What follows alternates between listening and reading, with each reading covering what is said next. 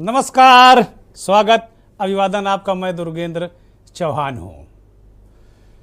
उत्तर प्रदेश में कुल मिलाकर इस समय राजनीतिक माहौल गर्म है और जहाँ तक बात करें तबादलों की, तो तबादलों को लेकर उत्तर प्रदेश में अब पूरी तरीके से रायता फैल चुका है।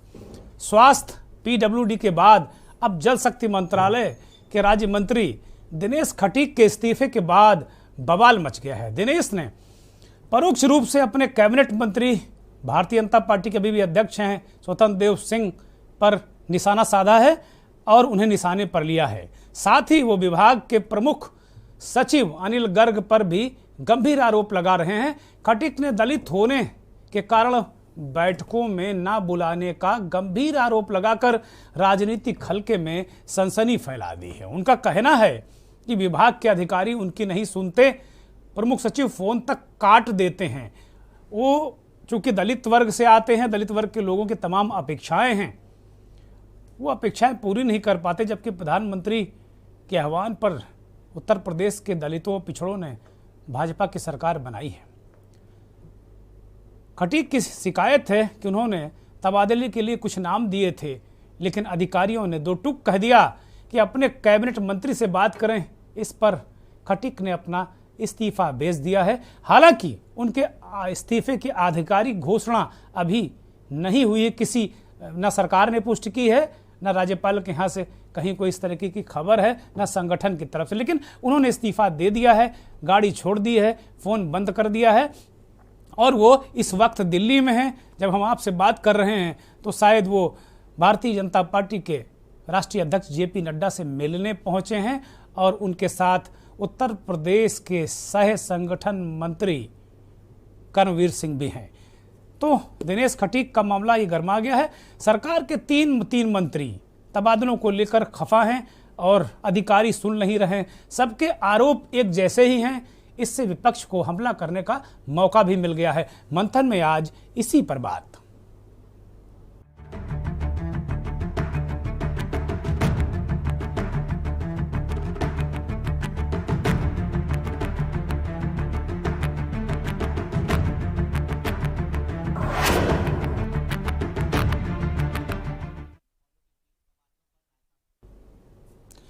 तबादलों पर रायता फैल गया।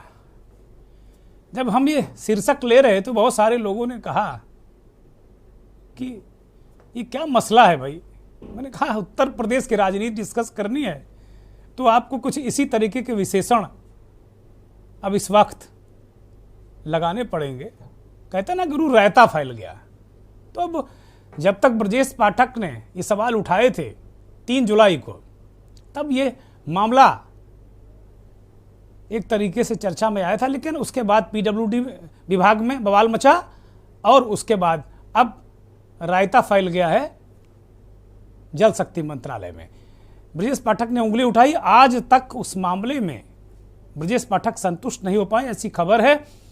पीडब्ल्यूडी मंत्री जितिन प्रसाद के ओएसडी अनिल पांडे तबादला घोटाले में फंस गए। पांडे ने करीब 350 इंजीनियर्स के तबादले कर दिए, जिसमें 200 एक्सीएन हैं और बाकी अन्य श्रेणी के अभियंता हैं, और इन पर उंगली उठ गई। यही नहीं, पीडब्ल्यूडी के दूसरे राज्य मंत्री ब्रजेश सिंह भी तबादलों में अच्छा खासा इंटरेस्ट ले रहे थे। इसको लेकर भी कैबिनेट और राज्य मंत्री के बीच तनातनी मची और अधिकारी भी इस अंदरूनी जो राजनीति है विभाग की उलझे। जब ये पीडब्ल्यूडी विभाग में तबादलों का रायता बुरी तरह फैल गया और भ्रष्टाचार के खुलेआम आरोप लगने लगे, तो मुख्यमंत्री योगी आदित्यनाथ ने पीडब्ल्यूडी मंत्री जितिन प्रसाद के ओएसडी और दिल्ली से प्रतिनियुक्ति पर उत्तर प्रदेश आए अपर सचिव अनिल पांडे को विदा कर दिया, उनके ऊपर कार्रवाई कर दी। और यही नहीं, उन्होंने विजिलेंस जांच और विभागीय कार्रवाई की भी मुख्यमंत्री ने संस्तुति अनिल पांडे के खिलाफ कर दी। और इस तरीके के मसलों के बाद जितिन प्रसाद तुनक गए और उन्होंने इस पर अपनी नाराजगी जाहिर की। जितिन प्रसाद भी आज दिल्ली में हैं, ऐसी खबरें हैं। और कुल मिलाकर ये कहा जा रहा है कि नितिन प्रसाद वहाँ पर हैं। ये भी खबर है कि केशव मौर्य भी पहुँच रहे हैं और दिनेश खटीक भी हैं। दिनेश खटीक ने ये गृह मंत्री अमित शाह को लंबी चौड़ी ये चिट्ठी लिखी है। ये चिट्ठी गृह मंत्री अमित शाह को लिखी है और इसमें तमाम पीड़ा उन्होंने जताई है। अपने ही विभाग पर उन्होंने उंगली उठाई है। 100 दिन के कामकाज के बाद सरकार के विभागों में ऐसा रायता फैला हुआ है कि कुल मिलाकर सरकार ने बेहतर काम की, इसमें कोई संदेह नहीं, लेकिन उनके मंत्रियों ने, उनके राज्य मंत्रियों ने, विभागों के अधिकारियों ने ऐसा रायता फैलाया कि सारा का सारा किया धरा पानी में जा रहा है। कुल मिलाकर ये स्थिति बनी है। अगर पूरी तरीके से हम लोग देखें तो इन विभागों के अंदर एक अजीब टाइप की खींचतान मची हुई है और अनिल गर्ग को लेकर जैसे कि आरोप लगाया दिनेश खटीक ने कि भाई वो फोन पर बात करना, एक राज्य मंत्री है और उसकी बात भी वो सुनना पसंद नहीं करते। खबर ये है कि दिल्ली में कल अमित शाह ने एक बैठक बुलाई है जिसमें ये सारे असंतुष्ट मंत्री भी अमित शाह से या तो बारी बारी से मिलेंगे या एक बैठक के साथ मिलेंगे। और कुछ लोग ये भी कह रहे हैं कि मुख्यमंत्री भी दिल्ली जा सकते हैं, लेकिन भाई मंत्रिमंडल में रखना न हटाना ये तो मुख्यमंत्री का अधिकार है। अभी खबर है कि दिनेश खटीक ने अभी मुख्यमंत्री तक उनका इस्तीफा नहीं सौंपा है। उन्होंने अपनी पूरी एक शिकायती चिट्ठी, इसमें इस्तीफा जैसा कोई जिक्र तो नहीं है, लेकिन अमित शाह को जो चिट्ठी लिखी है उसमें जल शक्ति विभाग पर भी उन्होंने उंगली उठा दी है। भ्रष्टाचार की बात कर रहे हैं। इस चिट्ठी में आखिरी में लिख रहे हैं कि उनके अधिकारी उन्हें कोई तवज्जो नहीं देते और दलित जाति का होने के कारण उन्हें उचित मान सम्मान नहीं मिल पाता। ये अलग तरीके का एंगल है और इसकी वजह से विपक्ष को सरकार पर निशाना साधने का पूरा मौका मिल गया है, ये वो कह रहे हैं। वो कह रहे हैं कि भाई मैंने भी तबादलों की सूचना मांगी और तमाम महत्वपूर्ण जानकारियां मांगी, विभागाध्यक्ष ने मुझे कोई जानकारी नहीं दी, मुझे तो अदना सा आदमी भी नहीं मानते और काम का बंटवारा मंत्रालय के अंदर नहीं हुआ है। मैं बहुत अपमानित महसूस कर रहा हूं। और हाँ, अंत में लिख रहे हैं कि इन्हीं सब बातों से आहत होकर मैं अपने पद से त्याग पत्र दे रहा हूं। है इस्तीफा है, ये इस्तीफा वाला ही पत्र है जो अमित शाह को लिखा है।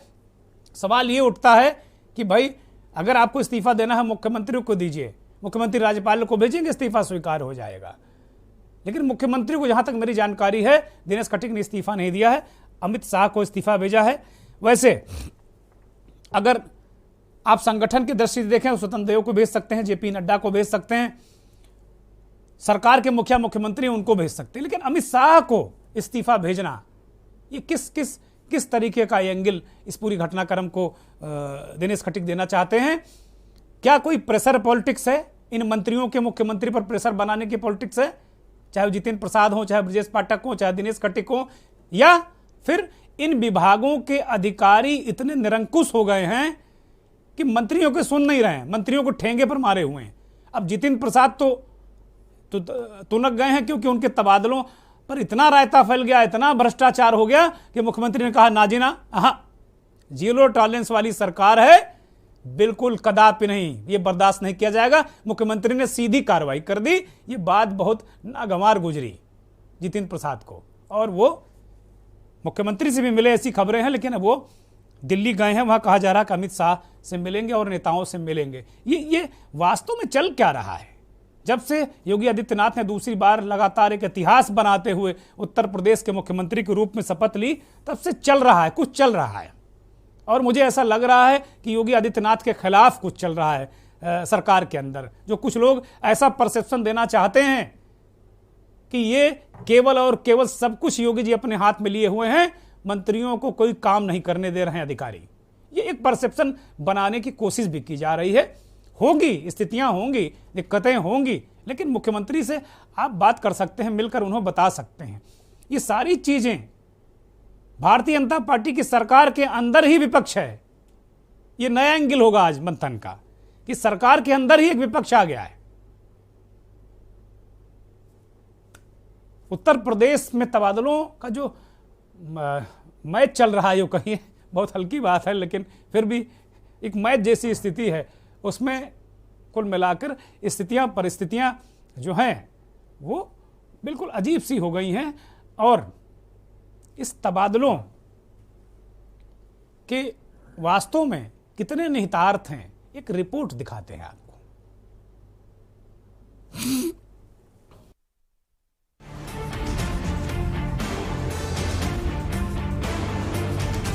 दरअसल तबादलों में हुए भ्रष्टाचार पर पहली चिट्ठी डिप्टी सीएम ब्रजेश पाठक ने लिखी। चिट्ठी लिखकर वे तो मौन हो गए, लेकिन चिट्ठी की जद में कई और विभाग आ गए। देखते ही देखते चर्चा योगी सरकार के 100 दिन के कार्यों की न होकर तबादलों पर होने लगी। पीडब्ल्यूडी, जल शक्ति, स्वास्थ्य और दूसरे कई अन्य विभाग चिट्ठी के जद में आ गए हैं। आरोपों के बाद मुख्यमंत्री योगी ने जांच आयोग की स्थापना की। ये जांच 3 विभाग में हुए तबादलों के लिए की गई थी। पीडब्ल्यूडी विभाग की जांच के रिजल्ट आ गए हैं, जबकि अन्य विभागों की जांच अभी सार्वजनिक नहीं की गई है। पीडब्ल्यूडी विभाग में मंत्री जी के विशेष कर्तव्य अधिकारी ओएसडी यानी ओएसडी अनिल कुमार पांडे का ट्रांसफर कर दिया गया, जबकि 5 अन्य को अनियमितताओं और भ्रष्टाचार के आरोपों के बाद निलंबित कर दिया गया है। जांच में ओएसडी अनिल कुमार पांडे को विभाग में तबादलों में अनियमितताओं के लिए सीधे तौर पर जिम्मेदार पाया गया। जितिन प्रसाद जब यूपीए सरकार में केंद्रीय मंत्री थे, तब भी अनिल कुमार पांडे उनके ओएसडी थे। पांडे को मंत्री जी के विशेष आग्रह पर प्रतिनियुक्ति पर लखनऊ लाया गया था। पीडब्ल्यूडी मिनिस्टर जितिन प्रसाद ने मुख्यमंत्री योगी आदित्यनाथ से मुलाकात की और अपनी सफाई पेश की। मुख्यमंत्री योगी आदित्यनाथ ने अब अपने सभी मंत्रियों को फाइलों पर हस्ताक्षर करने से पहले उन्हें ठीक से पढ़ने का निर्देश दिया है। मुख्यमंत्री योगी आदित्यनाथ ने कैबिनेट बैठक में सभी मंत्रियों को राज्य मंत्रियों के साथ तालमेल बिठाकर विश्वास में लेकर काम करने की सलाह भी दी। योगी आदित्यनाथ सरकार को उस समय काफी शर्मिंदगी का सामना करना पड़ा था, जब उप मुख्यमंत्री ब्रजेश पाठक ने अपने स्वास्थ्य और चिकित्सा शिक्षा विभाग में तबादलों पर खुद सवाल उठाए थे। खटीक के इस्तीफे को यूपी की राजनीति में बगावत के तौर पर देखा जा रहा है। योगी पार्ट 1 में भी इस तरह की खबरें फैलाई गई थी कि सरकार से बहुत से विधायक नाराज हैं, लेकिन वे खबरें अफवाह साबित हुई और योगी दोबारा से दोगुनी शक्ति के साथ यूपी के सीएम बने। योगी पार्ट 2 में तबादलों में हुई अनियमितताओं को लेकर खबरें फैल रही हैं। अब ये खबरें भ्रम साबित होंगी या फिर भ्रष्टाचार, ये देखने वाली बात होगी। Bureau report, Q news India.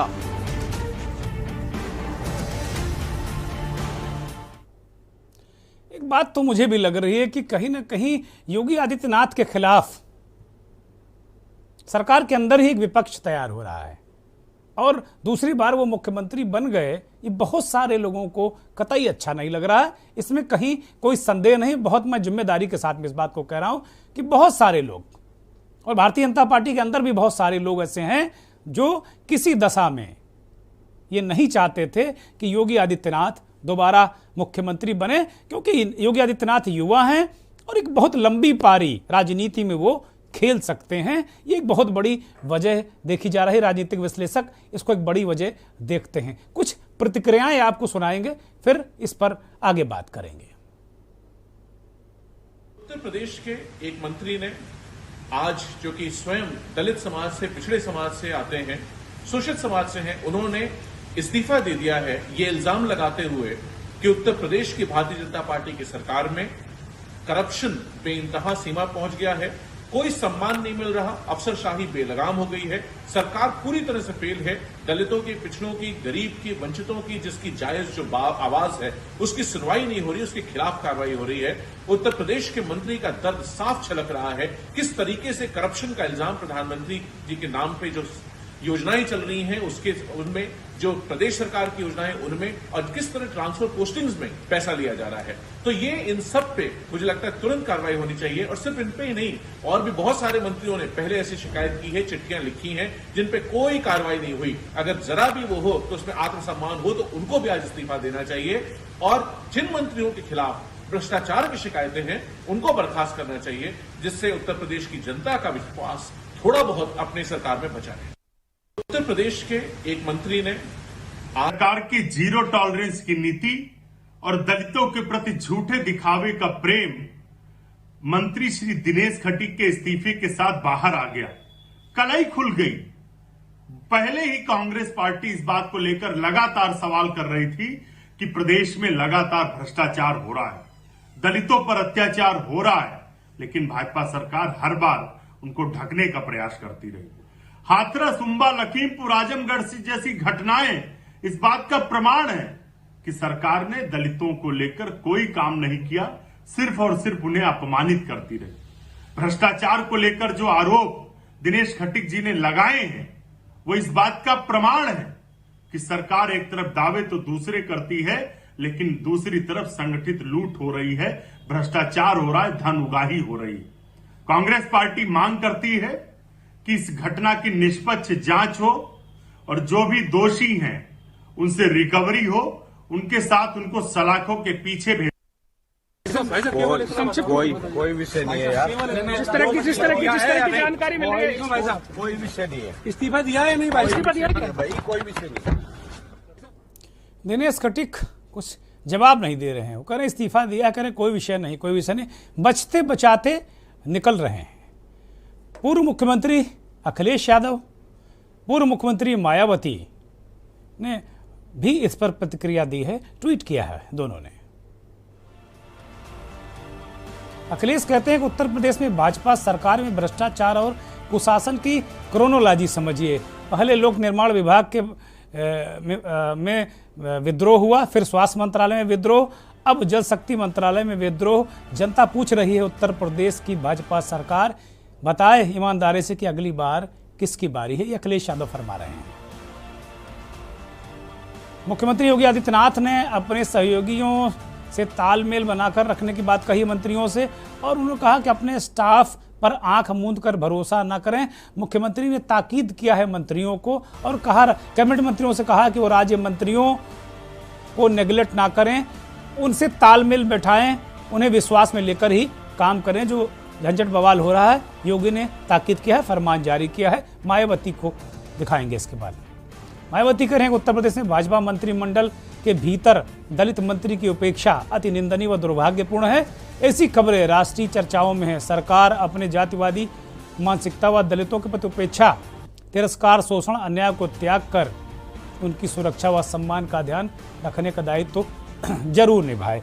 ये मायावती जी कह रही हैं और अपने आप में ये अपने तरीके की प्रतिक्रियाएं हैं। दो पूर्व मुख्यमंत्री और एक मौजूदा मुख्यमंत्री ने अपनी अपनी बात इस पर कही है। मुख्यमंत्री चूंकि सरकार के मुखिया है, इसलिए उन्होंने अपने लोगों को ताकीद किया है, चेताया है कि किस तरह काम करना है किस तरह नहीं करना है। अब मेरे मन में एक सवाल आता है कि क्या ये प्रेशर पॉलिटिक्स है या वास्तव में ये अफसर काम नहीं करने देते? क्योंकि वही बात ब्रजेश पाठक, वही बात दिनेश खटीक, मसला क्या है, माजरा क्या है? और पीडब्ल्यूडी में भी, सिंचाई में भी, अन्य विभागों में भी, मतलब मामला कुल मिलाकर ब्यूरोक्रेट्स और इसी के इर्द गिर्द आकर सिमट जाता है। इस पर हम एक पैनल हमारे साथ जुड़ेगा, लेकिन अभी हम उत्तर प्रदेश के पूर्व मुख्य सचिव और अपनी साख के लिए जाने जाने वाले आलोक रंजन जी के पास चलते हैं। आलोक जी हमारे साथ जुड़ गए हैं। बहुत स्वागत और बहुत आभार और बहुत अभिनंदन आलोक जी आपका कि आपने हमारे दर्शकों को अपना बहुमूल्य समय निकाल कर दिया। बहुत आभार आलोक जी। आलोक जी, कुल मिलाकर लगातार अगर उत्तर प्रदेश की भाषा में कहें, शब्द बड़ा हल्का है लेकिन रायता फैल गया है चारों तरफ, और ये देशज शब्द है। लोग कहते हैं, मैं ट्विटर पर आज देख रहा था तो लोग रायता रायता खेल रहे थे, लगातार रायता रायता रायता, और चुटकी ले रहे थे कि भाई दही पर जीएसटी लग गया है, जीएसटी लगा दिया सरकार ने, अब रायता फैल गया है। तो ये तबादलों का जो मसला है, कुल मिलाकर हर मंत्री ने यही कहा है कि अधिकारी काम नहीं करने दे रहे हैं। लगातार हम इस बात को कह रहे हैं कि भाई वो कोई तीसरी शक्ति है क्या?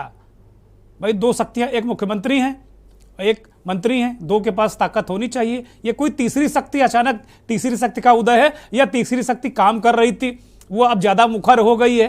क्योंकि इस तरह की चीज़ें आप तो डीएम से लेकर चीफ सेक्रेटरी तक रहे हैं, उत्तर प्रदेश के विभिन्न और तमाम सरकारों के साथ आपने काम किया है, क्या ये ब्यूरोक्रेट इतना मजबूर कर देते हैं मंत्रियों को कि इस्तीफा देना पड़े, फोन काट देते हैं, इस तरह की भी स्थितियां आती हैं आलोक जी?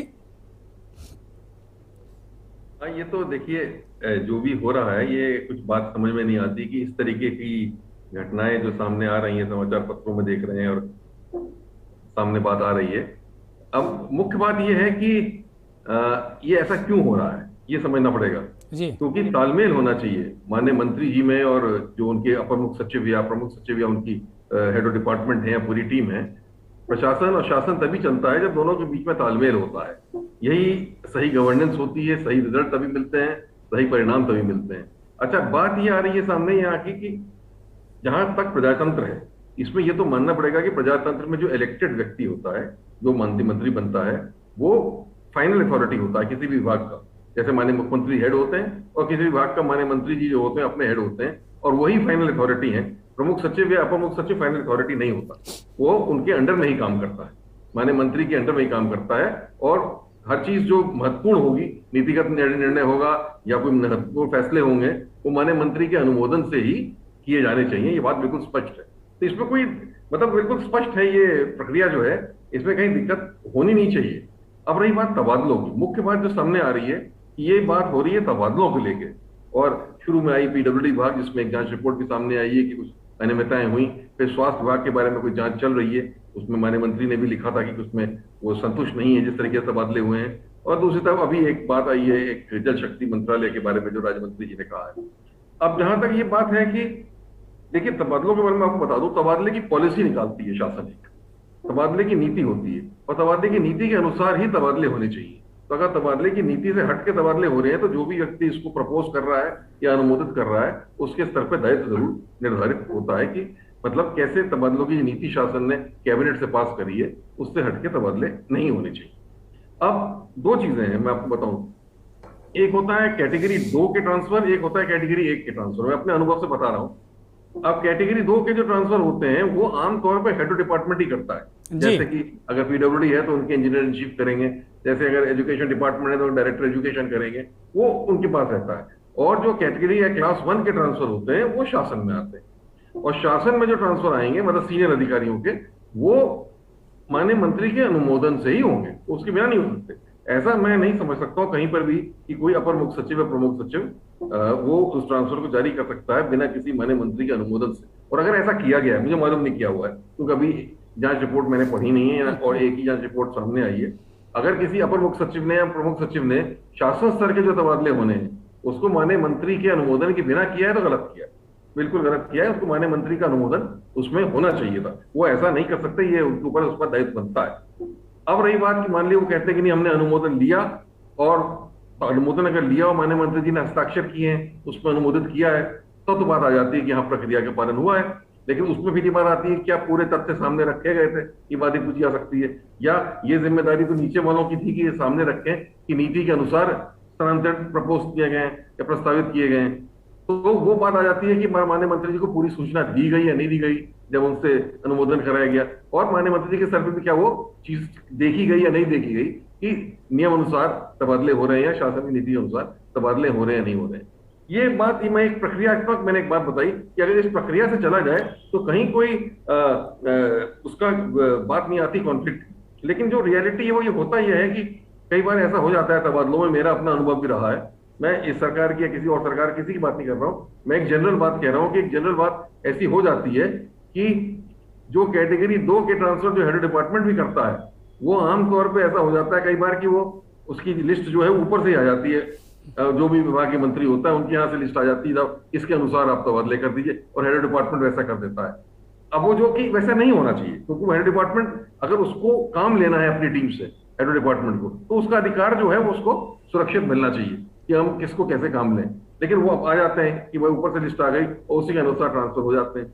तो कई प्रमुख सचिव और अपर मुख्य सचिव इसमें हस्तक्षेप करते हैं, बोलते हैं, और कई अधिकतर तो मैंने देखा इसमें नहीं बोलते, वो छोड़ देते हैं कि बात जैसी हो रही है तबादलों में। अधिकतर मैंने देखा है प्रमुख सचिव और मुख्य सचिव तबादलों के बारे में वो बिल्कुल अपना अलग देखने लग जाते हैं कि भाई हम दूसरा काम करें, इसमें हम इंटरेस्ट ही न लें क्योंकि ये हमारे कंट्रोल की चीज नहीं है। लेकिन यहाँ ये चीज जो ऐसे सामने आई है, इसमें वो जांच ही सामने लाएगी कि क्या माननीय मंत्री का अनुमोदन दिया गया या नहीं दिया गया। जो शासन स्तर पर तबादले होने थे, क्या जिन तबादलों की बात हो रही है इसका अधिकार क्षेत्र किसका था, हेड डिपार्टमेंट का था कि शासन का था, ये समझने की बात है। हेड डिपार्टमेंट का था तो भाई उसका दायित्व था करने का, और अगर शासन का था तो जरूर माननीय मंत्री का अनुमोदन होना चाहिए था। और जो दूसरी बात आपने बताई माननीय राज्य मंत्री जी जो त्यागपत्र जो कह रहे हैं देने का, वो बात ये है कि ये मैं आपको बताना चाहूंगा कि अमूमन ये राज्य मंत्रियों की शिकायत रही है, अभी नहीं हमेशा मैंने देखा है रहती है कि उनको पूरा काम नहीं दिया जाता है। जो कैबिनेट मंत्री होते हैं वो अधिकतर सारे अधिकार और पावर अपने पास रख लेते हैं, और राज्य मंत्री लोग जो होते हैं उनको ज्यादा वो पावर डेलीगेट नहीं की जाती है या काम नहीं दिया जाता है। और जो पावर डेलीगेशन निकलता भी है तो उसमें बहुत छोटा मोटा या महत्वहीन तरीके के काम कई बार उनको दे दिए जाते हैं। तो इससे कई राज्य मंत्री लोग इससे कभी अपेक्षित महसूस करते हैं कि साहब हमारे पास तो कोई पावर नहीं है, हमारे पास कोई काम ही नहीं है। और एक बात तबादलों की भी, तो मैं नहीं समझता कहीं राज्य मंत्री के माध्यम से ट्रांसफर की फाइल कहीं मूव होती है, तो अगर जाती भी है तो सीधे माध्यम मंत्री जी को सीधे जाती है अपर मुख्य सचिव या प्रमुख सचिव के माध्यम से। तो वो राज्य मंत्री जी की भी तो ये इस बात के शुभ होंगे कि हमको कोई अधिकार नहीं दिया गया या पावर नहीं दी गई। तब ये देखना पड़ेगा कि कहीं यहीं ऐसा हुआ है कि और विभागों में भी ऐसा है, कार्य बंटवारा कैसा हुआ है क्या नहीं हुआ है, इसको देखना पड़ेगा। ज्यादा राज्य मंत्री आलोक जी यही कह रहे हैं, आपकी बात बिल्कुल ठीक, आपका अनुभव ये बोल रहा है कि राज्य मंत्रियों को वास्तव में अधिकार नहीं है। और ये जो महोदय हैं दिनेश खटीक जी, इन्होंने इस्तीफा अमित शाह को भेज दिया है लिखकर, और सारे बिंदु लिखे कि वो दलित हैं, और जो इस विभाग के प्रमुख सचिव और जो एसीएस हैं वो लोग, चाहे अनुराग श्रीवास्तव हों चाहे अनिल गर्ग हों, ये लोग मतलब फ़ोन पूरी बात नहीं सुनते, फ़ोन काट देते हैं। ये तो बड़ी गजब स्थिति है कि भाई कम से कम मानवता के नाते एक राज्य मंत्री की बात तो सुन लो भाई। बिल्कुल आप सही कह रहे हैं, फोन काटना या बात ना करना ये तो गलत बात है।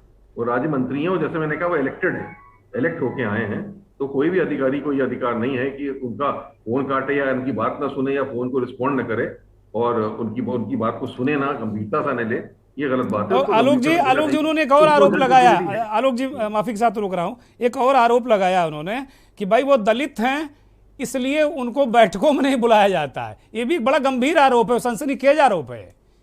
अब ये तो मैं नहीं कह सकता कि इसमें क्या वास्तविकता है या क्या नहीं है, लेकिन हाँ, क्या अधिकारियों की सोच ऐसी हो सकती? मैं तो नहीं मानता कि कोई अधिकारी इस एंगल से सोचता होगा।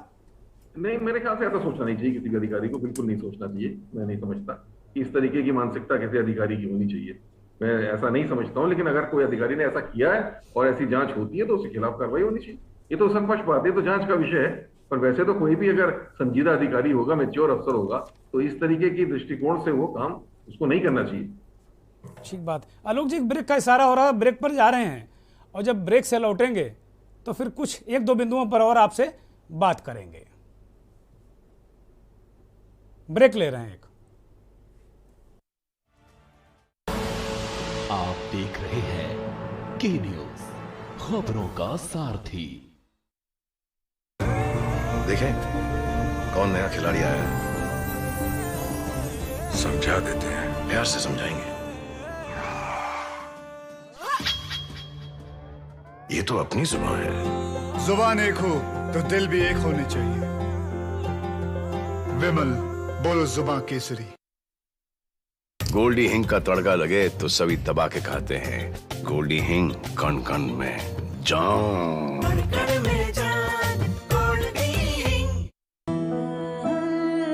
दौर बदल जाते हैं मगर आपकी पहचान नहीं। जैसे सर्वकॉम पिछले 35 सालों से पहचान है भरोसे की, भारत के नंबर 1 टॉप क्वालिटी डोमेस्टिक और इंडस्ट्रियल प्रोडक्ट्स की। सर्वकॉम रखे सब कंट्रोल में।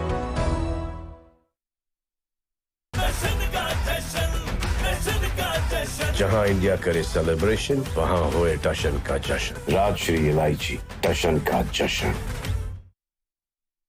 मस्त मस्त मस्त मस्त मस्त है, बड़े मस्त है, टेस्ट में भी लज्जत है। बावर्ची की सोया बड़ी बड़ी मस्त है। बावर्ची न्यूट्री सोया बड़ी, इसमें है हाई प्रोटीन जो खाने को बनाए एक हेल्थी डाइट, और टेस्ट में बड़े मस्त है। देखें कौन नया खिलाड़ी आया है? समझा देते हैं, प्यार से समझाएंगे। ये तो अपनी जुबान है। जुबान एक हो तो दिल भी एक होने चाहिए। विमल, बोलो जुबान केसरी। आप देख रहे हैं के न्यूज, खबरों का सारथी।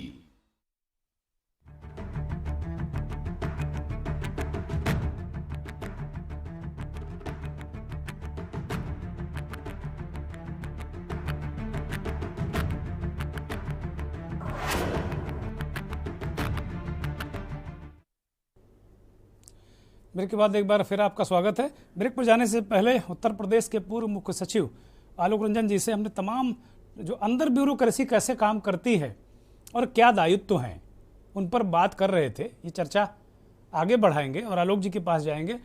आलोक जी, कुल मिलाकर अगर देखा जाए तो आपने साफ साफ ये बता दिया कि भाई मंत्री के बिना संभव नहीं है, और ब्रजेश पाठक कलप रहे हैं, दिनेश खटीक कलप रहे हैं और तमाम लोग कलप रहे हैं कि भैया मुझे पूछा नहीं गया, जो ये कहीं मेरी संस्तुति, अनुमति, सिफारिश तो छोड़ दीजिए, जानकारी भी नहीं दिया गया।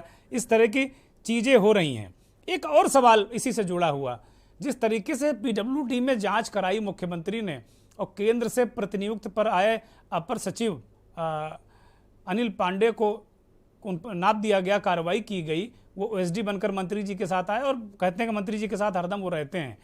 तो क्या ये ओएसडी वगैरह भी ट्रांसफ़र करा लेते हैं? ये प्रक्रिया एक आम आदमी की समझ से बाहर है, चूँकि मैं भी बहुत ज़्यादा अंदर की व्यवस्था को नहीं जानता हूँ। तो क्या ये भाई मंत्री तो ठीक है अनुमोदित, लेकिन मंत्री का ओएसडी ये जो जिस तरीके से अनिल पांडे इस पूरे लफड़े में फंस गए और उन पर कार्रवाई हो गई, मुख्यमंत्री की तरफ से विभागीय कार्रवाई और विजिलेंस जांच की भी संस्तुति हो गई, तो क्या ये ओएसडी जो होते हैं ये भी कहीं ना कहीं जो विभागाध्यक्ष या अन्य लोगों पर प्रेशर बना ले जाते हैं? क्या इनके कहना भी कर देते हैं ट्रांसफर? देखिए, ओएसडी का तो मतलब ही वो ऑफिसर इन स्पेशल ड्यूटी, और ये माननीय मंत्री लोग जो भी होते हैं ओएसडी अपने पसंद का ही लगाते हैं। चाहे कोई भी मंत्री हो, अगर अपना ओएसडी लाते हैं या कुछ लाते हैं, वो अपने पसंद के अधिकारी को लाते हैं, जिससे उनका एक वो रहता है, अच्छा कोऑर्डिनेशन रहता है, तो उनको वो लाते हैं। तो ओएसडी तो कोई फाइल पे मेरे ख्याल से अप्रूवल नहीं दे सकता। ओएसडी को अप्रूवल देने का पावर नहीं होता है। और जैसे फाइल आई भी कोई, तो अपर मुख्य सचिव भेजेंगे फाइल को, तो माननीय मंत्री जी का ही द्वारा अनुमोदित होगी। लेकिन होता क्या है ना कि माननीय मंत्री जी के बारे में जो फाइलें आती हैं, उन फाइलों को पढ़ के और उनको ऑर्गेनाइज करके और उनको प्रस्तुत करने का काम ये कई लगे ओएसडी करते हैं। अब ये डिपेंड करता है कि ओएसडी को क्या अधिकार माननीय मंत्री जी ने दिए हैं। अलग अलग अधिकार की बात है, अलग अलग मंत्री अपने हिसाब से देते होंगे, तो क्या पावर दी है, लेकिन फिर भी वो अनुमोदित वो नहीं कर सकता।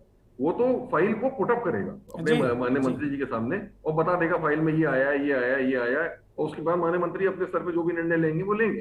अब रही बात, आपने दूसरा पूछा क्या ये प्रभाव डाल सकते हैं? हाँ, प्रभाव तो बिल्कुल डाल सकते हैं। अब माननीय मंत्री जी के यहाँ जो भी है, वो अगर कुछ तबादलों के बारे में कहेगा नीचे, अगर डिपार्टमेंट में कहेगा या कुछ कहेगा, तो वो कहेगा कि तो डिपार्टमेंट को लगेगा कि ऊपर से ही कहा गया है, तो वो उस बात को मानेंगे, वो प्रभाव वो दबाव। हाँ, क्योंकि अनिल पांडे, मुझे लगता है इसी वजह से आलोक जी, जो अनिल पांडे को एक तरीके से प्रथम दृष्टया दोषी माना गया और 350 तबादले पीडब्ल्यूडी में हो गए मनमाने, जिन पर भ्रष्टाचार का आरोप भी लगा इन तबादलों में। तो अनिल पांडे को इसीलिए दोषी माना गया होगा कि भाई उन्होंने कहीं ना कहीं वो सूची विभागाध्यक्ष या ऊपर के अधिकारियों को दी होगी, अनुमोदित करा के या करके, जो भी रहा होगा। नहीं, बिल्कुल दिया होगा ना, अपने स्तर से ही दे दी होगी, जो भी हो सकता है, मतलब उनको साइन वाइन करा के भी ना दी हो। लेकिन जिस तरीके से बात को पहुंचाते हैं कि भाई ये करना है, तो जो दबाव की बात हो जाती है, तो वो अब एक वो जांच की रिपोर्ट सामने आई है, अगर जांच ने उनको दोषी पाया है, इसका मतलब उनकी कोई गलती जरूर रही है, तभी जांच रिपोर्ट ने पाया है उनको दोषी। आलोक जी, जैसे अभी ये जो मंत्री जी हैं दिनेश खटीक जी, इन्होंने इस्तीफे के साथ साथ में जो अपने विभाग में तमाम चीज़ें थी, अधिकारी उपेक्षा करे, तो उसके साथ में इन्होंने भ्रष्टाचार के भी तमाम सारे आरोप लगा दिए कि भाई घर घर नल योजना में भी भ्रष्टाचार, यहाँ भी भ्रष्टाचार, वहाँ भी भ्रष्टाचार। तो इस तरीके की बातें भी आई हैं। तो क्या इस तरीके की व्यवस्था मतलब कुल मिला के इसकी जाँच नहीं होनी चाहिए, क्योंकि मंत्री ही सवाल उठा रहा है? नहीं, भ्रष्टाचार तो बहुत ही गंभीर मामला है, और भ्रष्टाचार के अगर माननीय मंत्री या राज्य मंत्री कोई भी सवाल उठाते हैं, तो इस बात को जरूर ध्यान में देते हुए उसकी जांच जरूर की जानी चाहिए कि भाई क्यों है ऐसे, कहाँ पे कमी है, कहाँ पे भ्रष्टाचार हो रहा है, क्या गलती हो रही? क्योंकि राज्य मंत्री एक जिम्मेदार व्यक्ति है, एक सीनियर मंत्री है, इलेक्टेड पर्सन है, अगर वो कोई बात को उठा रहा है तो जरूर उसकी जांच होनी चाहिए। बिल्कुल। एक आखिरी सवाल आलोक जी, कि ये जो पूरा चल रहा है प्रकरण शासन में, अब ये शासन कहा जाएगा, कई विभागों के अंदर आ गया है कुल मिला के, जहाँ तक मैं समझता हूँ, अगर कुछ गड़बड़ हो तो करेक्ट कर दीजिएगा। कुल मिलाकर पहले स्वास्थ्य विभाग, वहाँ के अपर मुख्य सचिव से तनातनी तबादलों को लेकर, फिर पीडब्ल्यूडी में तबादला घोटाला हो गया, फिर जल शक्ति मंत्रालय, इसी तरीके से कई और मंत्रालयों में भी मसला, कृषि में भी, इधर भी उधर भी चल रहा है। अंदर अंदर 2-3 विभाग और भी हैं, अभी 2-4 दिन में हो सकता है कि सामने वहाँ पर भी आए। तो क्या इन जो खींचतान होती है मंत्री और आईएएस अफसरों के बीच में, ब्यूरोक्रेट्स के बीच में, क्योंकि गवर्नेंस तो आईएएस अफसर के जरिए होती है और गुड गवर्नेंस सरकार का ध्येय है, जीरो टॉलरेंस सरकार का ध्येय है। तो इस तरीके की जो धमा चौकड़ी अंदर चल रही है, हम इसे दमा चौकड़ी कहेंगे, आप कुछ भी कहें इसको, लेकिन हम इसे कहेंगे, तो इस दमा चौकड़ी के चलते क्या कोई जो पब्लिक के काम कुछ इफेक्ट हो रहे हैं, कुछ दुष्प्रभाव पड़ रहा है, या सब कुछ बड़ा सुचारू चल रहा है लोग जी? इस सुशासन पे बिल्कुल असर पड़ता है। जैसे मैंने शुरू में भी कहा था कि अगर माननीय मंत्री और उनके प्रमुख सचिव और अपर मुख्य सचिव के बीच में तालमेल किसी वजह से नहीं होता है और वो एक दूसरे के खिलाफ मतलब नजर आते हैं, या उनमें मतलब बात तो यह है कि जब कोई भी बात हो, कोई भी विषय विभाग का हो, तो हमने तो अपने अनुभव में ही पाया है कि जो अपर मुख्य सचिव या प्रमुख सचिव होते हैं वो अपने माननीय मंत्री के साथ बैठ के उसमें विचार विमर्श हो जाता है, और जो भी बातें होती है, कोई भ्रांति भी हो, कुछ भी हो, तो वो दूर कर दी जाती है, बात तय हो जाती है, भाई क्या कोई है, और वैसे काम आगे बढ़ता है। तो ये तो आपसी तालमेल, आपसी बातचीत इससे होता रहता है। मतलब इसमें जो मैं देख रहा हूँ कि स्थिति आई कि माननीय मंत्री लोग पत्र भी लिख रहे हैं, वो भी स्थिति नहीं आनी चाहिए। एक मंत्री और प्रमुख सचिव के बीच में पत्र लिखने की भी क्या आवश्यकता हो, तो समझता हूँ वो तो बातचीत से या बैठ के आपस में टेबल के क्रॉस बैठ के बातें डिस्कस हो सकती हैं और तय हो जानी चाहिए। इतना कोऑर्डिनेशन, इतना तालमेल होना चाहिए, क्योंकि कोऑर्डिनेशन और तालमेल आवश्यक है गुड गवर्नेंस या सुशासन के लिए। अगर ये तालमेल नहीं होगा तो फिर कहने आगे गाड़ी नहीं चल पाएगी, क्योंकि जैसे किसी गाड़ी के 2 पहिए हैं, उसी प्रकार वो पॉलिटिकल एग्जीक्यूटिव या मंत्री होते हैं और उसी प्रकार प्रमुख सचिव होता है। 2 पहिए हैं और दोनों पहियों को साथ लेके चलना पड़ेगा, तभी आगे जाके रिजल्ट मिलता है, या पब्लिक के काम होते हैं, या अच्छा काम होता है, या गुड गवर्नेंस होती है। इसलिए ये मैं समझता हूँ कि वो ऐसा वातावरण बनना चाहिए जरूर कि दोनों के बीच में तालमेल रहे, और तालमेल होकर वो जनता के हित में और जनता के काम जो है उनको प्रायोरिटी में किया जाए। तबादले जो है ये कोई जनता के हित का काम नहीं है, सीधे देखा जाए तो आप समझिए, लेकिन तबादले एकदम से ज्यादा महत्वपूर्ण एकदम से हो जाते हैं। और इसलिए भी क्योंकि अधिकारी लोग खुद ही वो कई पोस्टिंग को अच्छी पोस्टिंग समझते हैं, कई पोस्टिंग को खराब पोस्टिंग समझते हैं। जिन पोस्टिंग को वो अच्छी पोस्टिंग समझते हैं उसके लिए सारा जोर लगा देते हैं कि वहां हमको मिल जाए। तो अच्छी पोस्टिंग के लिए कई लोग कोशिश करते हैं, खराब उसी से ही सब जो है ये बात बननी शुरू हो जाती है और एक तरीके से आगे तक चलती है ये बात। बहुत आभार, बहुत धन्यवाद आलोक जी, हमारे दर्शकों को बहुत महत्वपूर्ण और बड़े सरल तरीके से पूरा सिस्टम समझाने के लिए। उत्तर प्रदेश के पूर्व मुख्य सचिव आलोक रंजन जी जुड़े थे और उन्हें बड़े सरल शब्दों में बता दिया कि भाई ये ब्यूरोक्रेसी और जो मंत्री हैं या विधायिकाओं का जो कार्यपालिका का मसला है, वो एक गाड़ी के 2 पहिए हैं, एक भी पहिया ढीला होगा तो गाड़ी आएंगी बहंगी चलेगी, दाएं बाएं भागेगी। तो गुड गवर्नेंस के लिए दोनों में तालमेल बड़ा जरूरी है। और आलोक जी ने एक बहुत महत्वपूर्ण बात पॉइंट आउट की कि तबादले जनहित का काम नहीं है, इनके लिए जूझने की, लड़ने की जरूरत नहीं, इसमें कोई जनहित नहीं छुपा हुआ है। बहुत सारे अधिकारियों को दिमाग में रहता है कि फला जगह उनकी पोस्टिंग बड़ी प्राइम पोस्टिंग है, प्राइज पोस्टिंग है, और फला जगह पनिशमेंट पोस्टिंग है। बस इस भावना का अंतर है, बाकी तबादलों से कोई जनहित नहीं होने जा रहा है। जनहित के कार्य अधिकारी को भी करने पड़ेंगे और मंत्री को भी करने पड़ेंगे। अभी चर्चा को थोड़ा आगे बढ़ाते हैं। हमारे साथ भारतीय जनता पार्टी के नेता राम हृदय राम जी जुड़ गए हैं। बहुत स्वागत है राम हृदय राम जी आपका, और बहुत धन्यवाद आपका समय देने के लिए। इसी पूर्व जज BD नकवी साहब जुड़ गए हैं। नकवी साहब आपका भी बहुत बहुत धन्यवाद और बहुत आभार। हमारे ब्यूरो चीफ दिनेश त्रिपाठी जुड़ गए हैं। दिनेश जी आपका भी बहुत स्वागत, बहुत धन्यवाद।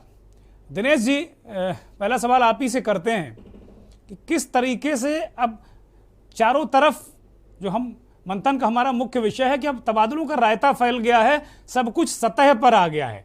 जो सरकार के 100 दिन की उपलब्धियां थी वो जिम्मेदारी मंत्रियों को दी गई थी कि भाई उसको बताओ जनता को, और जन जन जाओ कि भाई हमने ये काम किया है और आगे और काम करेंगे। लेकिन पत्र लिखकर, चिट्ठी लिखकर उपलब्धियां मंत्री कुछ और ही बता रहे हैं।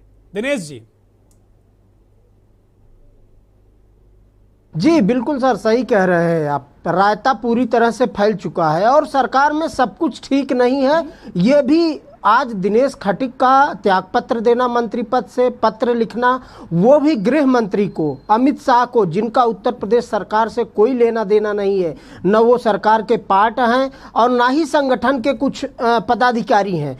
ऐसे में उनका त्यागपत्र दिनेश खटीक का वहाँ देना कहीं न कहीं ये साबित कर रहा है कि सरकार और संगठन में सब कुछ ठीक नहीं चल रहा है। वो चाहे मंत्री और अधिकारियों के बीच हो या मंत्री और मंत्रियों के बीच हो, कैबिनेट मंत्री और राज्य मंत्री के बीच तनातनी चल रही हो, ये सब बता रहा है कि सरकार में सब कुछ ठीक नहीं है।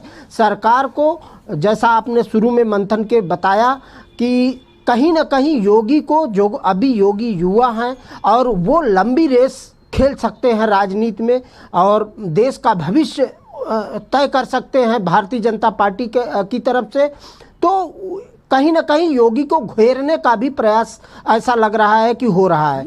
रही बात जो मंत्री ने आज पत्र लिख के इस्तीफा देने की बात कही है, इसमें 100% सच्चाई है कि उनका जो भी राज्य मंत्री हैं, इसीलिए मजबूरन मुख्यमंत्री योगी आदित्यनाथ को कल मंत्रिपरिषद की बैठक में कैबिनेट मंत्रियों को ये सख्त निर्देश दिया है मुख्यमंत्री ने कि आप लोग सभी राज्य मंत्रियों को मेल के साथ उनसे काम करेंगे, उनको हर बैठकों में शामिल करेंगे, उनको हर प्रकार की सूचनाएं उनसे साझा करेंगे।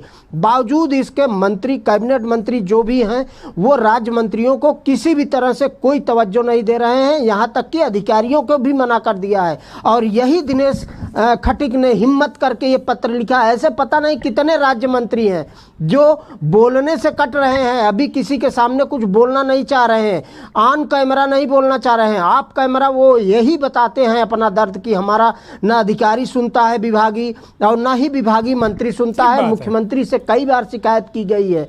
वही है मामला जो मुख्यमंत्री ने कैबिनेट मंत्रियों को निर्देश दिया। और दिनेश खटीक वास्तव में प्रताड़ित थे अपने विभागीय मंत्री स्वतंत्र देव सिंह के। स्वतंत्र देव सिंह, ऐसा बताया जा रहा है, दिनेश खटीक के कुछ करीबी लोगों ने बताया है टेलीफोन पे कि स्वतंत्र देव सिंह पिछले 10 दिन से दिनेश खटीक का फोन नहीं उठा रहे हैं। जब उनके पर्सनल नंबर पे दिनेश खटीक राज्य मंत्री हैं, उन्हीं के विभाग के राज्य मंत्री हैं, फोन करते हैं तो स्वतंत्र देव सिंह पीए को या ओएसडी को, किसी को फोन पकड़ा देते हैं कि मंत्री जी अभी बात करते हैं। 15 दिन से लगातार मंत्री बात करना चाह रहा है, उनके विभाग का राज्य मंत्री स्वतंत्र देव सिंह बात नहीं कर रहे हैं उनसे।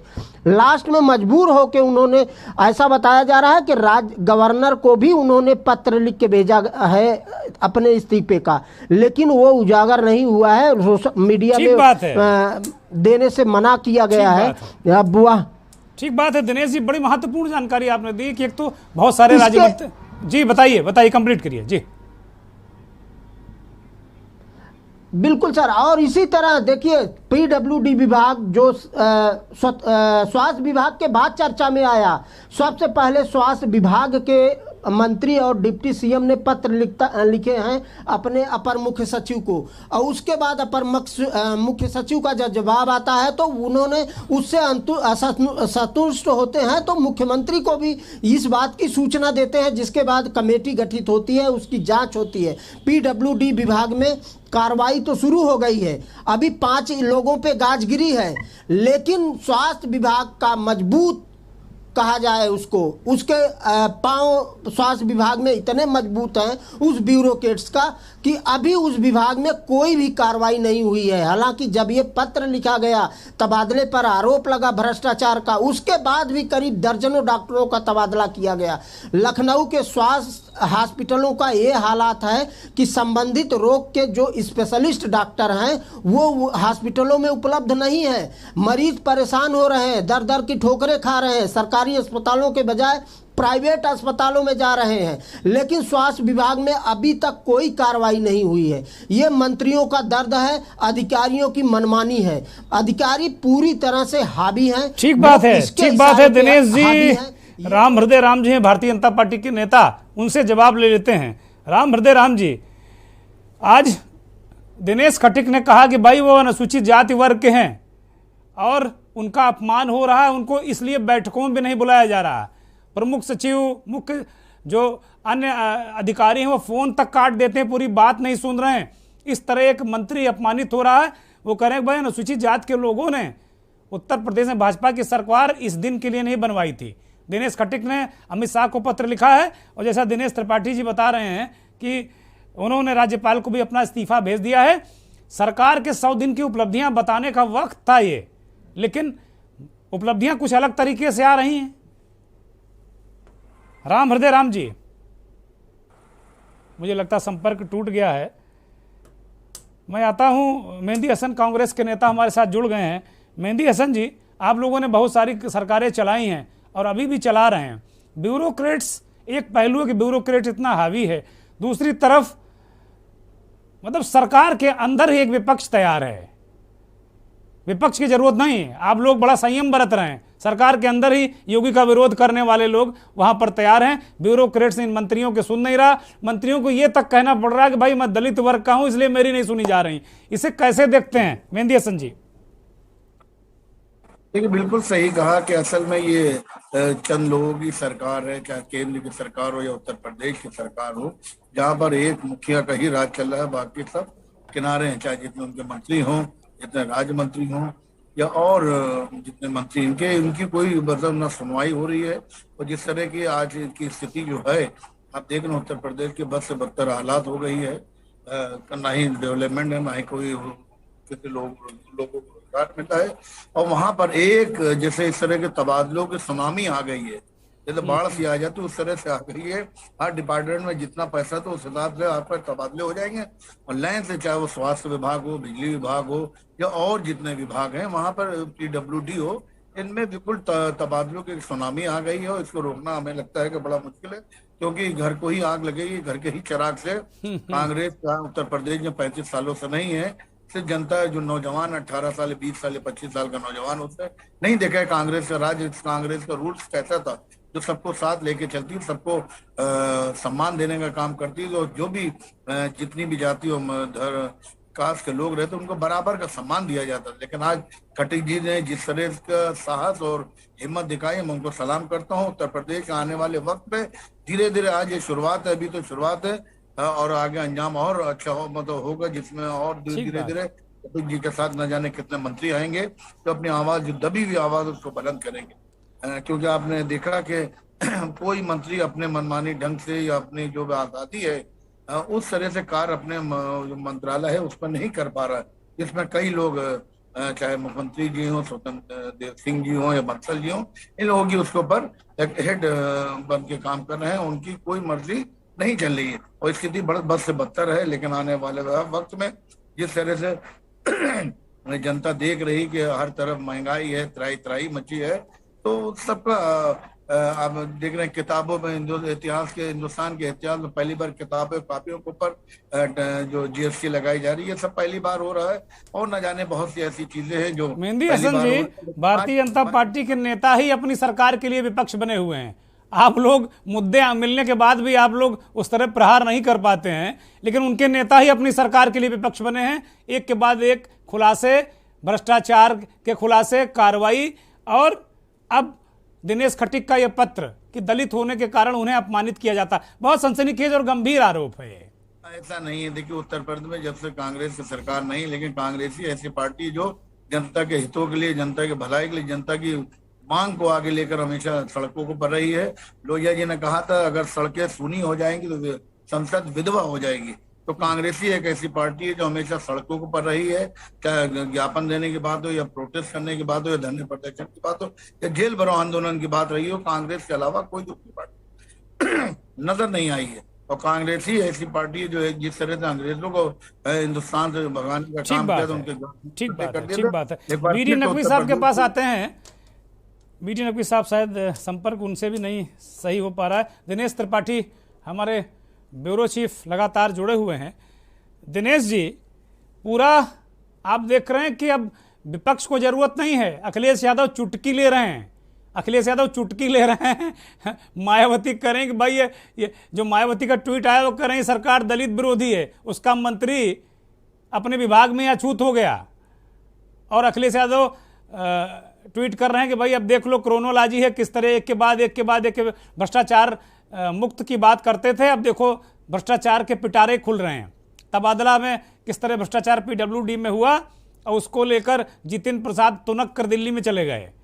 अब कल आपने एक बड़ी जानकारी दी थी कि कल दिल्ली में एक महत्वपूर्ण बैठक होने वाली है, तो क्या ऐसा आपको नहीं लगता कि योगी आदित्यनाथ के खिलाफ उनकी सरकार के अंदर ही एक विपक्ष तैयार हो गया है?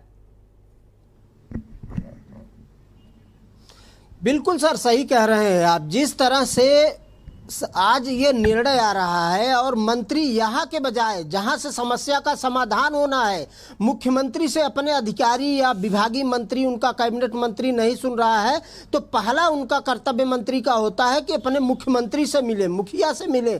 लेकिन मुखिया से न मिलने के बजाय वो सीधा सभी, वो चाहे केशव प्रसाद मौर्य हो, दिनेश खटीक हो, जतिन प्रसाद हो, ऐसा बताया जा रहा है कि ब्रजेश पाठक भी इस बीच दिल्ली होके आए हैं। ऐसे कई मंत्री हैं जो दिल्ली जाके दिल्ली दरबार में अपना दस्तक देके फिर से वापस आए हैं और काम धाम देख रहे हैं। तो ऐसे इन सब क्रियाकलापों से ये लग रहा है कि कहीं ना कहीं मुख्यमंत्री योगी आदित्यनाथ को घेरने की कोशिश की जा रही है। चूंकि मुख्यमंत्री योगी आदित्यनाथ बेदाग छवि, पहला टर्म 37 साल बाद भारतीय जनता पार्टी ही नहीं, कोई भी राजनीतिक दल ऐसा नहीं रहा है जो दोबारा सत्ता में आई है वापस। 37 साल बाद भारतीय जनता पार्टी मुख्य योगी आदित्यनाथ के नेतृत्व में दोबारा सत्ता में वापस होती है, तो उनके लिए विपक्ष की जरूरत नहीं है। हालांकि भारतीय जनता पार्टी ने विपक्ष को छोड़ा ही नहीं है, विपक्ष बचा ही नहीं है।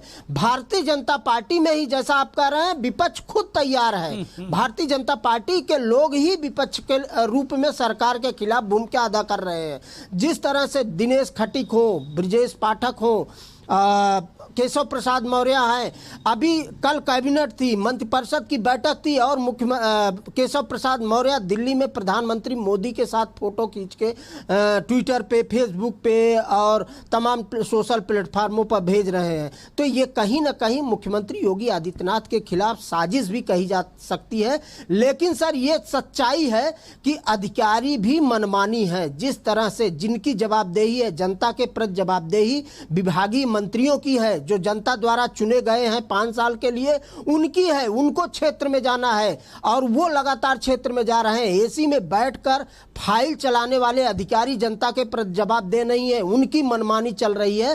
तो इससे भी कहीं ना कहीं सरकार की साख पर दाग लग रहा है। जिस तरह से अधिकारी मनमानी तरीके से, पहली बार 5 साल का टर्म बीत गया, इतना बड़ा आरोप सरकार पर, योगी सरकार पर नहीं लगा। बेदाग छवि मुख्यमंत्री योगी आदित्यनाथ की रही है पिछले 5 साल में। लेकिन इस 100 दिन में ये जो आरोप लगे हैं, ये कहीं ना कहीं उस 5 साल के कार्यकाल पर ये दाग का काम किया है। जिस तरह से भ्रष्टाचार, एक बार स्वास्थ्य विभाग का भ्रष्टाचार का पोल खुलता है, उसके बाद देखिए तांता लग गया। वो चाहे स्वास्थ्य विभाग हो, पीडब्ल्यूडी विभाग हो, कृषि विभाग हो, पशुपालन हो, सिंचाई हो, जल शक्ति विभाग, जो स्वतंत्र देव को लोग ईमानदार मानते थे, उसमें उन्हीं के विभाग का राज्य मंत्री इतना बड़ा आरोप लगा रहा है कि तबादले के साथ साथ जो केंद्र सरकार, प्रधानमंत्री नरेंद्र मोदी, मुख्यमंत्री योगी आदित्यनाथ की ड्रीम प्रोजेक्ट है, हर घर जल नल पहुंचाने वाला, हर घर जल पहुंचाने वाली योजना, उसमें अब तक का सबसे बड़ा घोटाला हुआ है, ऐसा उनका राज्य मंत्री आरोप लगाता है और लिखित आरोप लगाया है। आपको रोक रहे हैं। आरएलडी के नेता अनिल दुबे हमारे साथ जुड़ गए हैं। अनिल जी, बहुत स्वागत, बहुत आभार आपका। अनिल जी, उत्तर प्रदेश की सरकार के अंदर एक के बाद एक मंत्री लगातार अपने अधिकारियों पर आरोप लगा रहे हैं। दिनेश खटीक ने इस्तीफा दे दिया और उन्होंने कहा कि वो दलित वर्ग के हैं, इसलिए उन्हें अपमानित किया जा रहा है, उन्हें तवज्जो नहीं दी जा रही। अनिल दुबे, कि हम क्या अधिकारी उनकी नहीं सुनते हैं, तो अगर अधिकारी नहीं सुन रहे थे तो उनको पहले से त्याग पत्र दे देना चाहिए था। ऐसी सरकार में जिसमें मिनिस्टर की अधिकारी न सुने, तो ये तो जांच, ये तो बहुत चिंताजनक बात है। फिर आपने उनको मंत्री क्यों बना रखा है? उस विभाग के अधिकारी अगर अपने मंत्री की नहीं सुनेंगे तो ऐसे अधिकारियों के खिलाफ भी कार्रवाई करने के लिए उनको पहले ही कहना चाहिए था। इतने दिनों तक वो गलत मंत्री बने बैठे रहे। लेकिन अगर अधिकारी उनकी नहीं सुन रहे हैं तो अधिकारियों की जवाबदेही तय होनी चाहिए, मुख्यमंत्री जी संज्ञान लें और उस पर कार्रवाई करें। निश्चित तौर पर, लेकिन आप ये नहीं देख रहे हैं कि सरकार के अंदर ही विपक्ष तैयार हो गया है। अब आप लोग केवल बाहर से चुटकी ले रहे हैं। अखिलेश यादव ने आज तंज किया, अभी मेहंदी हसन साहब जो जुड़े हैं कांग्रेस के नेता, वो भी कह रहे हैं, लेकिन विपक्ष की भूमिका सरकार के अंदर ही उनके नेता ही निभा रहे हैं। नहीं, ये तो चिंताजनक बात है कि अगर विभागों में ये कहा जाए कि अधिकारी जो है ट्रांसफर पोस्टिंग कर रहे हैं, तो ये जिसमें कहीं न कहीं ये जांच का विषय है कि अधिकारी इतने ताकतवर कैसे हो गए जो अपने विभागीय मंत्री को इग्नोर करने का काम कर रहे हैं। और दूसरी तरफ ये भी जांच का विषय है कि मंत्री के संज्ञान में आए वगैरह अगर ट्रांसफर हो गए, ये भी सोचने वाली बात है। तो दोनों चीजें जांच का विषय है। जांच करके केवल कर्मचारियों पर कार्रवाई करने की जरूरत नहीं है, इसकी जांच की जाए। इसमें बड़े पैमाने पर जो घोटाला हुआ है उसकी जांच करके जो भी दोषी हैं उनके खिलाफ। अनिल दुबे जी, आरएलडी या समाजवादी पार्टी राज्यपाल से मिलकर क्यों नहीं एक उच्च स्तरीय जांच की मांग करती? कि अभी तमाशा देख रहे हैं आप लोग? राज्यपाल विपक्ष के नेताओं से मिलने का समय नहीं देती। आपने समय मांगा है उनसे? नहीं, हमने तो कई बार पहले भी मांगा, उन्होंने समय नहीं। अरे एक बार फिर मांगिए, एक बार फिर मांगिए, कम से कम शायद इस बार दे दें। उनके पास विपक्ष से मिलने का समय ही नहीं है, वो कहाँ सुनती है। ठीक है, बहुत शुक्रिया, बहुत शुक्रिया, बहुत बहुत बहुत बहुत शुक्रिया अनिल जी, आपका बहुत शुक्रिया, बहुत धन्यवाद। दिनेश त्रिपाठी के पास चलते हैं। दिनेश त्रिपाठी जी, अब जिस तरीके से ये प्रकरण पूरा चल रहा है, तबादलों का जो रायता फैला हुआ है, क्या इससे सरकार की छवि को धक्का नहीं लगेगा? बिल्कुल सर, धक्का लगा है, लग गया है सरकार को धक्का। मुख्यमंत्री योगी आदित्यनाथ के बार बार कहने के बाद भी वो जिस तरह से उनकी पिछले 5 साल की सरकार का बेदाग छवि रहा है, 100 दिन की उपलब्धियां बताने के बजाय सरकार विभिन्न कई तरह की योजनाएं लाई है उत्तर प्रदेश की जनता के लिए, और 2024 नज़दीक है, उसके लिए प्रचार प्रसार की कार्य योजना तैयार हो गई है सरकार की, भारतीय जनता पार्टी की। अब उपलब्धियां और जनता के बीच जाने के बजाय सरकार खुद ही घिर गई और अपने ही मंत्री और अधिकारियों के द्वारा, जैसा अनिल दुबे जी ने अभी आरोप लगाया है कि अगर मंत्री की अधिकारी नहीं सुन रहा है तो ऐसे मंत्री के होने का क्या फायदा। सच्चाई है यही कि मुख्यमंत्री अगर विभागीय कैबिनेट मंत्री, जिस तरह से ब्रजेश पाठक ने आरोप लगाया था, दिनेश खटीक ने विभागीय अधिकारी के साथ साथ अपने कैबिनेट मंत्री पर आरोप लगाया है, जतिन प्रसाद विभागीय अधिकारी के साथ साथ मुख्यमंत्री को कहीं न कहीं इशारे में आरोपित कर रहे हैं। जिस तरह से मुख्यमंत्री के मिलने के बजाय वो दिल्ली चले जाते हैं, प्रधानमंत्री नरेंद्र मोदी से मिल रहे हैं, गृह मंत्री से मिल रहे हैं, राष्ट्रीय अध्यक्ष जेपी नड्डा से मिल रहे हैं। मुख्यमंत्री से मिलके अपनी समस्याओं का समाधान का रास्ता नहीं निकाले, उनसे समस्याओं अधिकारियों की शिकायत नहीं किया है कभी शायद, लेकिन वो दिल्ली जाएंगे जहां से उनको मंत्री पद मिला है, वहां जाके दरबारगिरी करेंगे। जनता की प्रति जवाबदेही कहीं न कहीं ये मुख्यमंत्री योगी आदित्यनाथ की छवि को धूमिल करने का प्रयास किया जा रहा है, वो चाहे अधिकारियों के माध्यम से या इन मंत्रियों के माध्यम से जो पत्र लिख रहे हैं, गृह मंत्री को त्यागपत्र दे रहा हूं, इस फलाने पद से मैं दलित होने के नाते मुझे अपमानित किया जा रहा है। विभागीय मंत्री अगर नहीं सुन रहा है, आप भी, दिनेश खटीक भी कल मंत्रिपरिषद की बैठक में थे, मुख्यमंत्री के सामने थे, मुख्यमंत्री योगी आदित्यनाथ ने इनके सामने ही कहा था, सभी मंत्री थे, कि कैबिनेट मंत्री कोई भी ऐसा नहीं हो जो अपने मंत्रियों को, राज्य मंत्रियों को साथ न लेकर चले, उनसे सारी बातें साझा न करे, उनको सारी बैठकों की सूचना न दे। ऐसा कोई मंत्री नहीं किया, साफ शब्दों में उन्होंने निर्देश दिया था। लेकिन मुख्यमंत्री से शिकायत करने के बजाय दिल्ली जाना उनको ज़्यादा अच्छा लगा, क्योंकि वहीं से उनको वो शायद पद मिला था, इसलिए वो गए। तो सरकार की छवि जो 100 दिन की उपलब्धि बताने के बजाय, प्रदेशवासियों को उपलब्धियां बताने के बजाय, क्या ये एक भारतीय जनता पार्टी का एक गुट या सरकार के अंदर के कुछ लोग क्या ये बताने की कोशिश कर रहे हैं कि सरकार योगी नहीं, सरकार दिल्ली से चल रही है? बिल्कुल सर, बिल्कुल सच्चाई यही है। जिस तरह से मुख्यमंत्री योगी आदित्यनाथ ने 100 दिन का कार्य क्षेत्र लोगों को, मंत्रियों को बांटा, उनको मंडलों में भेजने का प्रयास किया कि सैटरडे संडे 2 दिन आप उन मंडलों में रहेंगे जहां हम ड्यूटी लगा रहे हैं, वो जाना हो, या 100 दिन की कार्य योजना आपने क्या किया है मुझे और बताएं। अच्छा परफॉर्मेंस, दिनेश जी रोक रहा हूं आपको, अच्छा परफॉर्मेंस ना करने पर कई मंत्रियों के जो जिले या प्रभार बदला भी था मुख्यमंत्री ने। जितिन प्रसाद को कानपुर से मुरादाबाद भेजा गया था कि अब जाओ अपने घर के आस ही पास रहो, कम से कम जाओगे और चीजों को देखोगे। बिल्कुल यही कारण है कि मुख्यमंत्री की ये क्रियाकलाप, उनकी ये छवि, जिस तरह से उत्तर प्रदेश के बजाय देश के कोने कोने में साफ सुथरी छवि, साफ लॉ एंड ऑर्डर, भ्रष्टाचार मुक्त सरकार की जो छवि उनकी बन रही थी या बनी है, उसको कहीं ना कहीं धूमिल करने के लिए भारतीय जनता पार्टी का दूसरा पक्ष जो योगी आदित्यनाथ को पसंद नहीं करता, चूंकि भारतीय जनता पार्टी के योगी आदित्यनाथ मुख्यमंत्री बनने से पहले कभी ऐसा लोग बताते हैं कि भारतीय जनता पार्टी मुख्यालय भी नहीं आए, और मुख्यमंत्री बनते ही पूरी भारतीय जनता पार्टी उत्तर प्रदेश के साथ साथ देश में भी उनकी एक अलग छवि हो गई। प्रधानमंत्री नरेंद्र मोदी के सबसे विश्वासपात्र या सबसे करीबी मुख्यमंत्री कहा जाए, बेदाग छवि वाला मुख्यमंत्री कहा जाए तो योगी आदित्यनाथ है। ये कुछ जो विपक्षी भारतीय जनता पार्टी में, ऐसा नहीं है कि सभी मुख्यमंत्री योगी आदित्यनाथ को अच्छा मान रहे हैं, वो जो दूसरा गुट है वो कहीं ना कहीं उनकी छवि को धूमिल करने की शायद कोशिश कर रहा है। वो अधिकारियों के माध्यम से, मंत्रियों के माध्यम से या कैबिनेट मंत्रियों के माध्यम से उनकी छवि को धूमिल करने की भी कोशिश कर रहे हैं।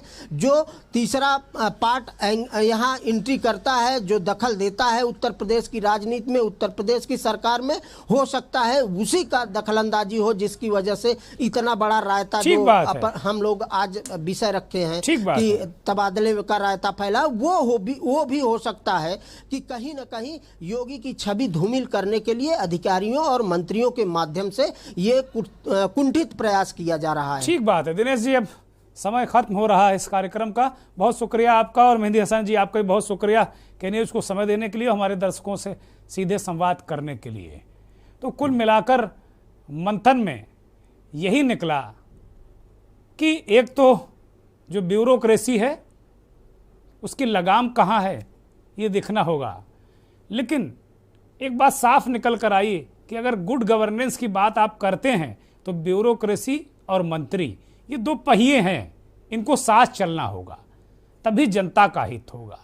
और एक साफ बात जान लीजिए, तबादलों में कोई जनहित नहीं, ये हम नहीं कह रहे हैं। उत्तर प्रदेश के पूर्व मुख्य सचिव आलोक रंजन ने कहा, जो खुद वर्षों तक उन्होंने भारतीय प्रशासनिक सेवा में रहते हुए उत्तर प्रदेश में सेवा की और तमाम सरकारों के साथ काम किया, वो उन्होंने खुद इस बात को कहा कि न्यूज़ से बातचीत में भी थोड़ी देर पहले कि तबादले जन सेवा नहीं है, और ये मानसिकता से अधिकारियों को भी उभरना चाहिए और अन्य लोगों को भी उभरना चाहिए। और मंथन में वक्त हो चला है चलते चलते का, और चलते चलते में एक ऐसी तस्वीर और एक ऐसे अभ्यर्थियों की व्यथा आपको बताएंगे जो बहुत दिनों से भर्ती के लिए आंदोलनरत हैं। धूप, गर्मी, जाड़ा और अब बरसात, एक तो बहुत दिनों बाद उत्तर प्रदेश में आज पानी बरसा। इस भीगती इस बारिश में भीगते हुए शिक्षक भर्ती के अभ्यर्थियों ने प्रदर्शन इस बात के लिए किया कि 6000 शिक्षकों की भर्तियां अभी बाकी हैं, हाई कोर्ट में सुनवाई चल रही है।